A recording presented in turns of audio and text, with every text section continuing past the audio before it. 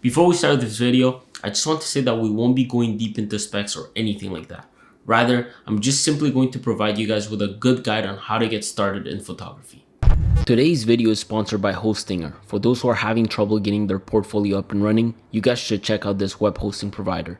Hostinger delivers fast load times, 24/7 customer support, and easy navigation that allows you to get up and running within a few clicks.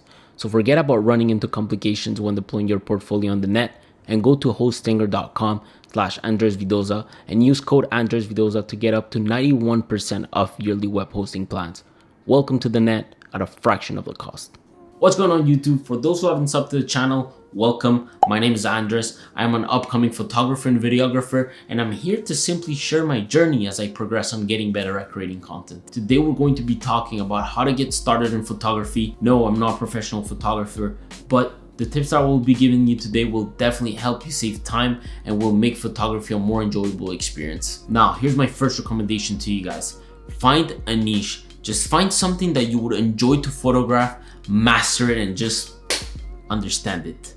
I don't know if that makes understand it. For example, in my case, I love cars and tech, so I decided to start my journey with that.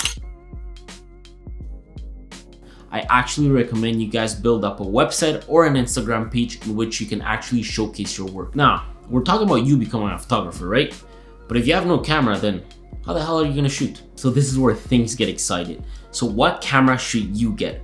Here's my recommendation to you guys. You guys should definitely look into the Canon 200D, or as they call it in North America, the SL2. I think this camera is honestly the sweet spot when it comes to photography and videography. It is super easy to use, making adjustments is actually quick, and the menu is super user friendly. On top of that, the Canon lens selection is awesome and affordable. I recommend you stick to the kit lens because it actually is a very versatile lens that you'll find useful in most situations. Now, in terms of quality, let me make these images speak for themselves as to why I think that this is the best budget camera for new photographers out there. These images were shot at different focal lengths, different exposure settings, thoughtful composition, and so on.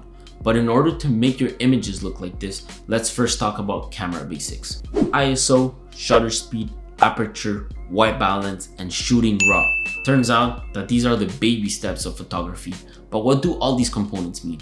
Let's first talk about ISO. ISO controls the sensitivity to light when light hits the sensor on your camera. The higher the ISO, the brighter the image. The lower the ISO, the darker your image. But ISO is not to be taken lightly. Turns out that the higher the ISO, the more chance you'll have to introduce grain into your images. Let me actually show you guys. God, this is ugly. Now with ISO out of the way, did this thing just take a picture of me? What the? As you guys can see, shutter speed controls motion blur inside your camera, and it also controls the amount of time that the sensor inside the camera is exposed to light. Now, the faster the shutter speed, the less noticeable the motion blur and the darker the image. The slower the shutter speed, the more noticeable motion blur on your images and the brighter it will get. It all makes sense. You just do got it? Light and sensor, long opening, you know what I mean. So aperture. Aperture is all about the depth of field. It actually controls on how big or small the hole inside your lens is. The bigger the hole, the brighter the image and the shallower the depth of field. And of course, the smaller the hole, the darker the image and the deeper the depth of field. All of this is actually relative to the subject you're working with. Aperture can give you a very blurry, dreamy background, or it can actually define everything in the image. Now, sometimes you actually need to correct the colors that your camera sees, and this is when you start talking about white balance. White balance is actually responsible for how white light is actually rendered on a picture. Let me explain a bit. White objects may seem bluish or they may seem yellowish on a picture. It all depends on the scene's color temperature. With the help of white balance, you can properly adjust the camera to help you render white objects in white. There are a few white balance settings that come in your camera.